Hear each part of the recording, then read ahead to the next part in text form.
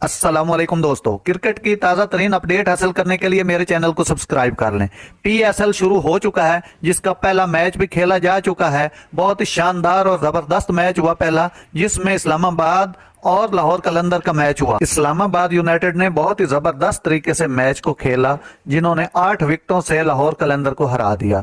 ये पहले मैच का नतीजा है, जिसमें लाहौर कलंदर ने पहले बैटिंग करते हुए शानदार बैटिंग की। उन्होंने 195 रन बनाए, लेकिन इस्लामाबाद ने इतनी शानदार परफॉर्मेंस दी कि पहले 2 आउट तो जल्दी हो गए, लेकिन उसके बाद आउट ही कोई नहीं हुआ और पूरा मैच उन्होंने रन चेज कर लिया, जिसमें शादाब खान और सलमान अली आगा जो डट कर खेलते रहे, 100 रन से ज्यादा की पार्टनरशिप लगाई उन्होंने और मैच जीत कर नॉट आउट गए। ये इस्लामाबाद की पहली जीत है पीएसएल में। पीएसएल का पहला मैच, इस्लामाबाद की पहली जीत। आगे देखते हैं अगले मैचों में क्या होगा, कौन जीतेगा। अगली अपडेट तक इजाजत दें। अल्लाह हाफिज।